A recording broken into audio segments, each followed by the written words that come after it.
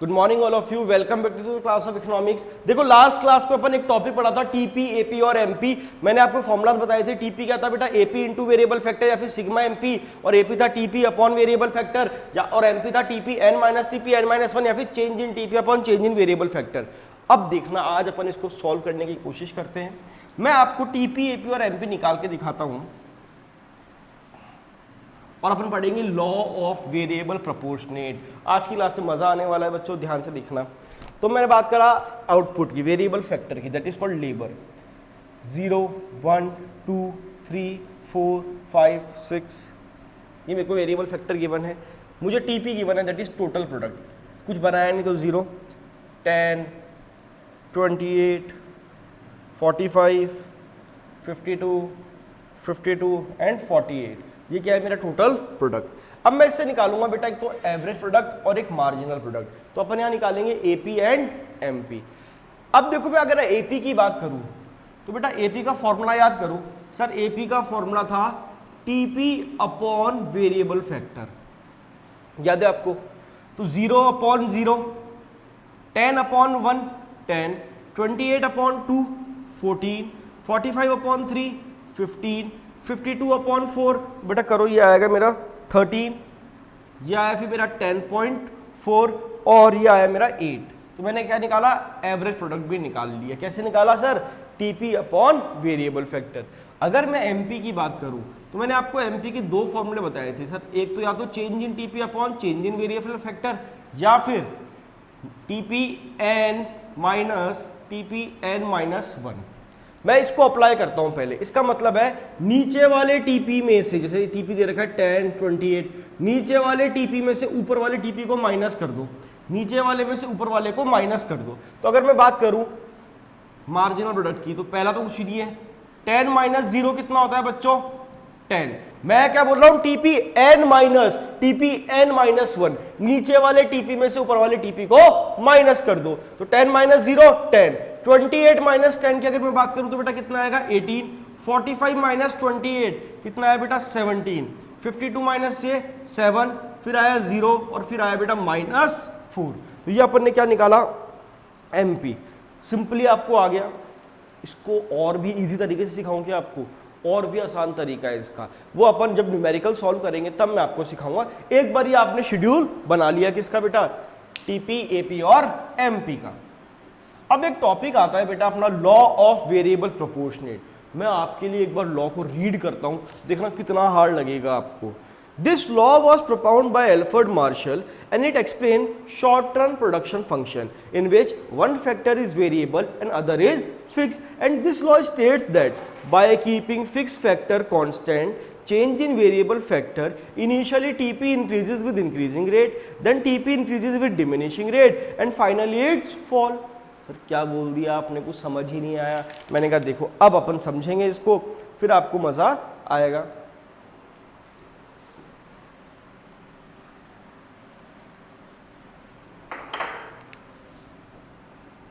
Law of variable proportion. तो please बच्चों ध्यान देना, मैं आपके लिए पहले डायग्राम बना रहा हूं, फिर डायग्राम से मैं इसको समझाने की कोशिश करूंगा। ये मैंने बनाया बच्चों टीपी। क्या बनाया मैंने, टीपी, थोड़ा सा कर्व, ठीक है। मैं इसमें स्टेज मार्क कर देता हूं, ध्यान से एक बार डायग्राम सीखना फिर आपको आ जाएगा। एक ले आना टॉप से, थोड़ी सी स्ट्रेट लाइन नहीं बनी। अब एमपी बनाते हैं, ये गड़ा। तो ये डायग्राम अपन को सीखना है। ये था टीपी और एमपी का डायग्राम। सर कितना हार्ड डायग्राम है, दोबारा बनाना सिखाओ। मैंने कहा दोबारा देखना एक बार, कुछ भी नहीं है, बहुत आसान डायग्राम है, ध्यान से देखना वापस। ये है मेरा बेटा टीपी,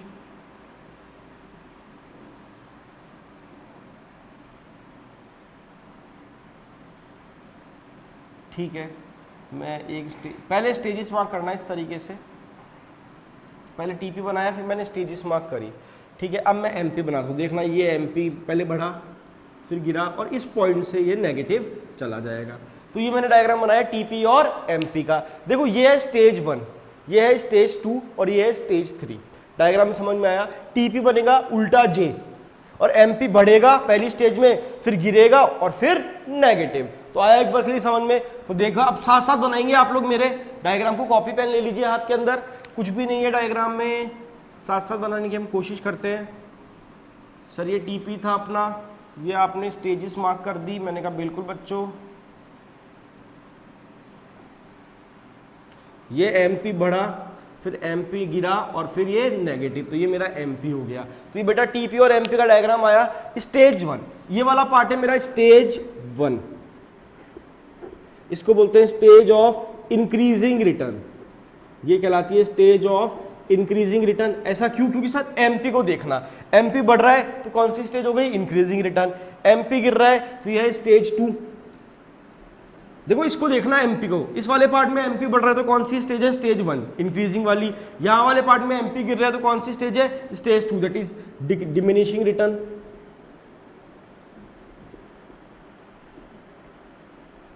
और अगर मैं स्टेज 3 की बात करूं बच्चों तो ये कौन सी है? नेगेटिव रिटर्न, क्योंकि यहां पर एमपी क्या हो गया? नेगेटिव। तो आई होप आपको डायग्राम बना हुआ आया होगा।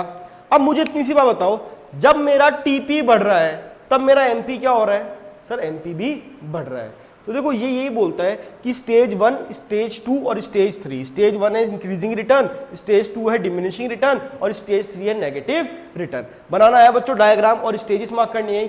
अब मैं लॉ पढ़ता हूं, अब देखना आपको लॉ कितना ईजी लगेगा। This law was explain by Alfred Marshall and in short run. आपको पता है सर शॉर्ट रन में क्या होता है? एक फैक्टर तो फिक्स्ड होता है और दूसरा फैक्टर वेरिएबल होता है। तो उन्होंने ये लिखा in short run one factor is fixed another is variable. अब फिक्स फैक्टर तो क्या रहेगा? मेरा कांस्टेंट, और वेरिएबल क्या होगा? चेंज। तो सर ऐसा ही होता है, फिक्स फैक्टर तो मेरा क्या रहेगा?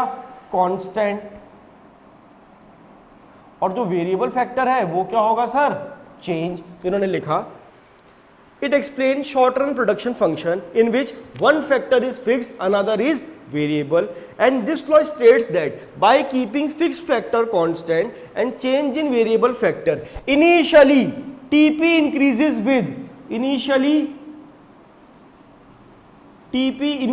with increasing rate। Sir starting में टीपी बढ़ रहा है कौन सी रेट से? इंक्रीजिंग रेट से, क्योंकि सर स्टेज 1 में कौन सा है? Stage of increasing return. Then TP decreases with diminishing rate. Sir second stage में, सॉरी टीपी तो बढ़ ही रहा है, डिमिनिशिंग रेट। तो पहले टीपी बढ़ रहा है इंक्रीजिंग रेट से, फिर टीपी बढ़ रहा है डिमिनिशिंग रेट से, and finally TP starts falling. तो आप डायग्राम को देख के बोलना sir initially TP increases with increasing rate, eventually TP increases with diminishing rate and finally it's fall. Sir ऐसा क्यों बोला? क्योंकि स्टेजेस के नाम देखो ना, ये वाली स्टेज है इंक्रीजिंग रिटर्न, ये वाली स्टेज है डिमिनिशिंग रिटर्न और ये स्टेज है नेगेटिव रिटर्न। तो इंक्रीजिंग रिटर्न वाली फर्स्ट स्टेज में टीपी कैसे बढ़ रहा है? तेजी से। फिर टीपी बढ़ तो रहा है बट धीरे धीरे बढ़ रहा है और फाइनली टीपी स्टार्ट्स फॉलिंग। तो इन्होंने क्या लिखा? This law states that by keeping fixed factor constant and change in variable factor, initially TP increases with increasing rate, then TP increases with diminishing rate, and finally it starts falling। तो ये I hope आपको law समझ में आया होगा, diagram भी आया होगा और क्या लिख के आना है वो भी समझ में आया होगा। तो ये मैंने आपको बताया टीपी और एमपी के डायग्राम के बारे में। तो ये हमारा लॉ था, that is called law of variable proportionate. कोई दिक्कत बच्चों किसी को? देखो डायरेक्ट रटोगे ना तो हार्ड लगेगा, डायग्राम की हेल्प से समझने की कोशिश करोगे ना तो बहुत इजी लगेगा। और डायग्राम में अपन ने कुछ भी नहीं किया, स्टेजेस पता है कौन सी स्टेज है बताओ? स्टेज ऑफ इंक्रीजिंग रिटर्न, ये स्टेज ऑफ डिमिनिशिंग रिटर्न और ये स्टेज ऑफ नेगेटिव रिटर्न। तो यहाँ मैंने क्या बोला बच्चों? Initially TP increases with increasing rate, then TP increases with diminishing rate and finally TP starts falling। तो ये हमारी बेटा लॉ ऑफ वेरिएबल प्रोपोर्शनेट की बात थी। तो देखो इसको समझने की आप लोग कोशिश करना। अब अपन थोड़ा सा और आगे चलते हैं। ये कॉजेज दे रखे हैं, ये हमें नहीं पढ़ने। अब मैं बात करूंगा relationship between TP and MP. अब एक टॉपिक आता है बेटा,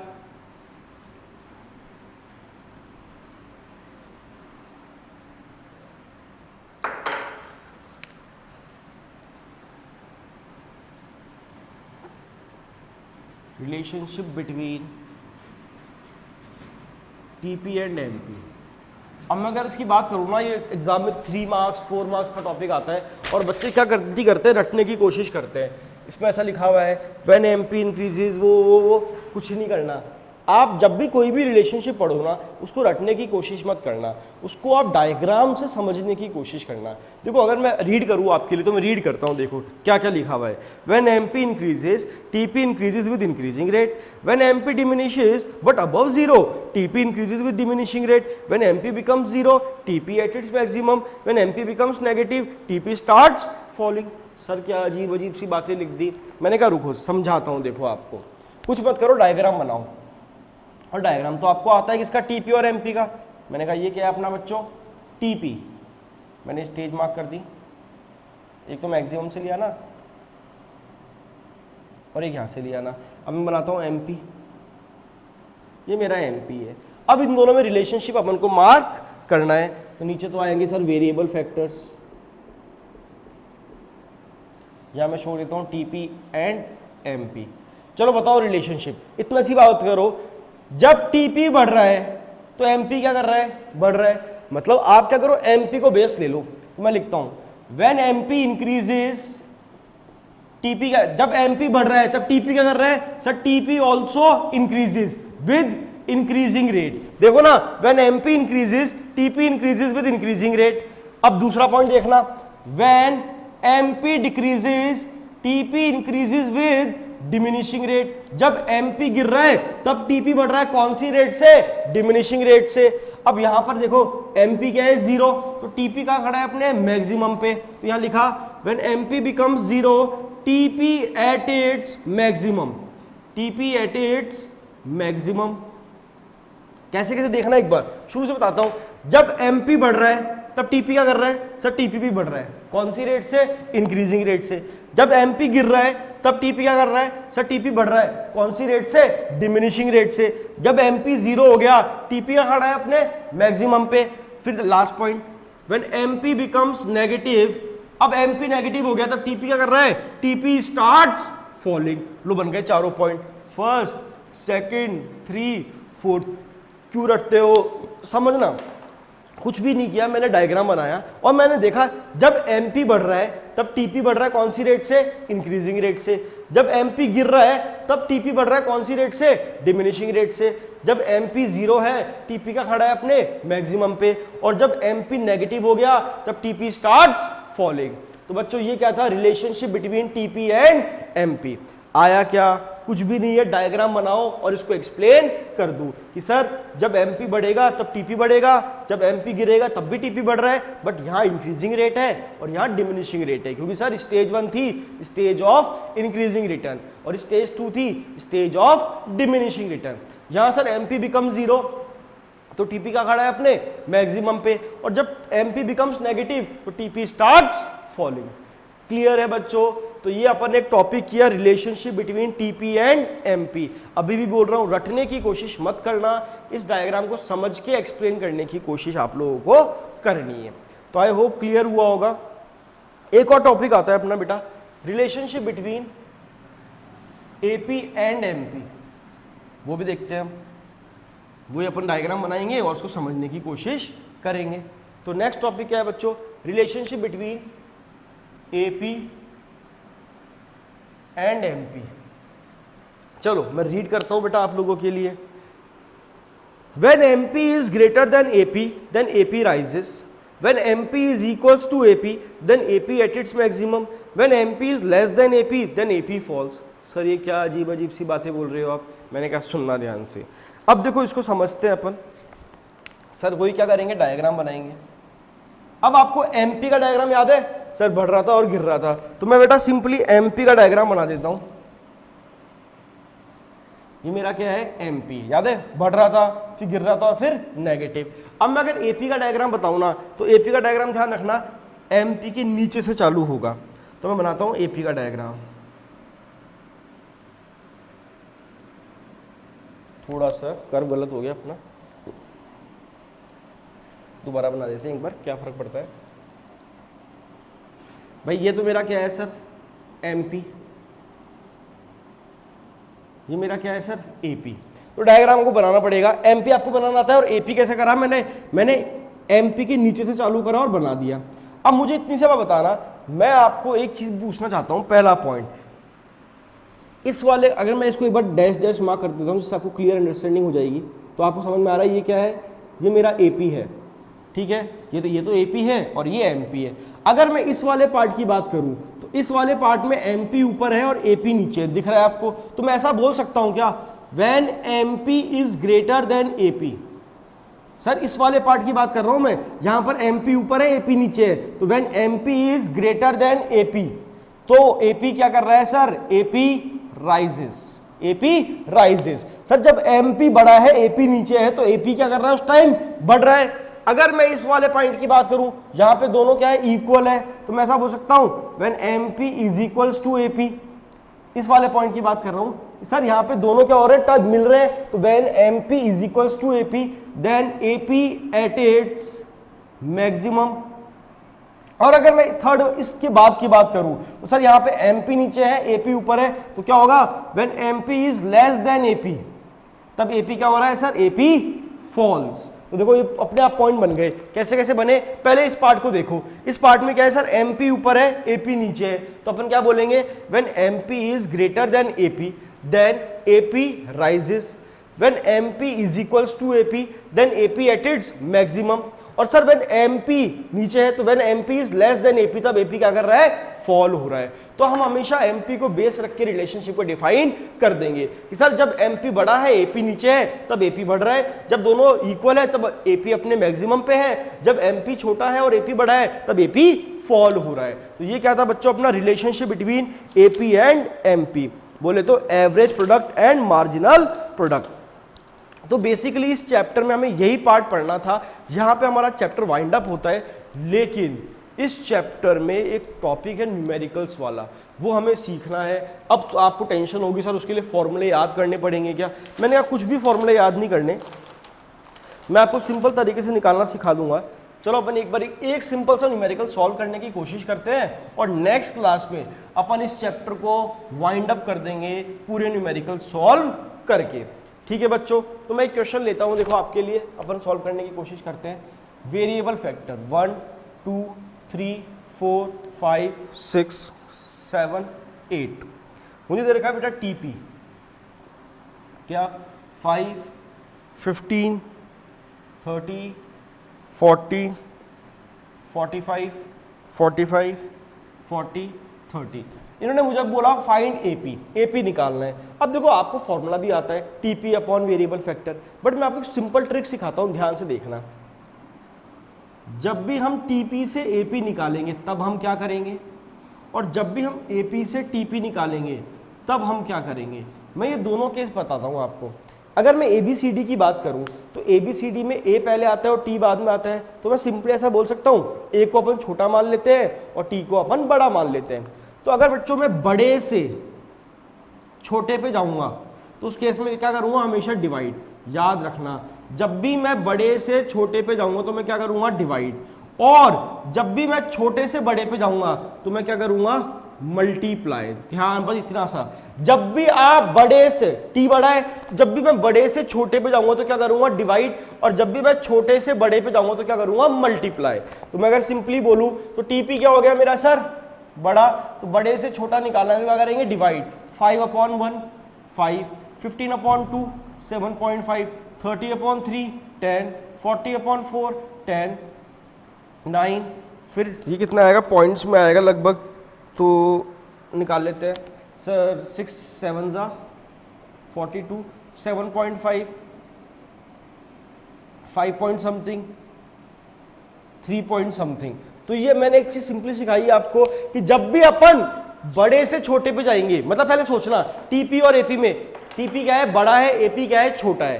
तो बड़े से छोटा निकालेंगे तो डिवाइड करेंगे और छोटे से बड़े पे जाएंगे तो मल्टीप्लाई करेंगे। ये बेस आप ध्यान रखना, इस बेस की हेल्प से अपन सारे न्यूमेरिकल सॉल्व कर लेंगे। अब इसको उल्टा लेके देख लो कि सर एक क्वेश्चन है, मुझे उसमें AP गिवन है, सपोज करो मुझे उसमें AP गिवन है। कैसे सर, देखो मुझे गिवन है, जैसे मैं 6 तक ले लेता हूँ, मुझे AP गिवन है 10 14 15 13 10.4 और 8।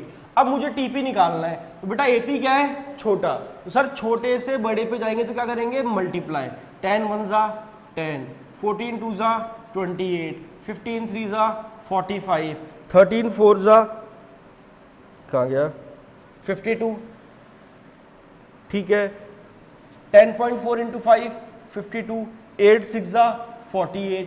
तो मैंने आपको देखो फॉर्मूले से करो तो बेस्ट है, बाकी बहुत सिंपल तरीके से सिखाऊंगा आपको न्यूमेरिकल करना। छोटे से बड़े पे जाएंगे तो क्या करने का अपन को, मल्टीप्लाई, और बड़े से छोटे पे जाएंगे तो क्या करना है, डिवाइड। मतलब टीपी से अगर मैं एपी पे जाऊंगा तो मैं करूंगा डिवाइड, मतलब बड़े से छोटे पे, और अगर मैं एपी से टीपी निकालूंगा मतलब छोटे से बड़े पे, तो मैं करूंगा मल्टीप्लाई। इससे क्या होगा, आपको फॉर्मूले रटने की जरूरत नहीं पड़ेगी और ये चीज आगे वाले चैप्टर्स में भी हमारे काम आएगी, तो उससे हम बेसिक पार्ट को इजीली सॉल्व कर लेंगे।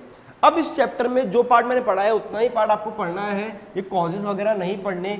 नेक्स्ट क्लास में हम इस चैप्टर के न्यूमेरिकल्स को सॉल्व करेंगे और इस चैप्टर को पूरे को खत्म कर देंगे। तो आई होप आपको ये चैप्टर समझ आया होगा, that is product returns to a factor. हमने क्या क्या पढ़ा इस चैप्टर में बच्चों, पहले अपन ने देखा कि फिक्स फैक्टर्स क्या होते हैं और वेरिएबल फैक्टर्स क्या होते हैं, फिर अपन ने देखा फैक्टर्स ऑफ प्रोडक्शन कि प्राइमरी फैक्टर्स क्या है और सेकेंडरी फैक्टर्स क्या है, फिर अपन आए सर वेरी शॉर्ट रन और लॉन्ग रन, फिर अपन ने पढ़ा शॉर्ट रन और लॉन्ग रन में डिफरेंस, फिर अपन आए थे सर टीपी क्या होता है, एपी क्या होता है और एमपी क्या होता है, फिर अपन ने पढ़ा बेटा लॉ ऑफ वेरिएबल प्रोपोर्शनेट, याद है आपको डायग्राम बनाया था, फिर अपन ने पढ़ा relationship between TP and MP, फिर अपन ने पढ़ा relationship between AP and MP. तो इतना ही तो पढ़ा है अपन ने, कितना छोटा चैप्टर है आपके लिए, सोच के देखिए। अब इसके अंदर न्यूमेरिकल्स बचे हैं जो हम नेक्स्ट क्लास में करेंगे और इस चैप्टर को वाइंड अप कर देंगे। Thank you all of you.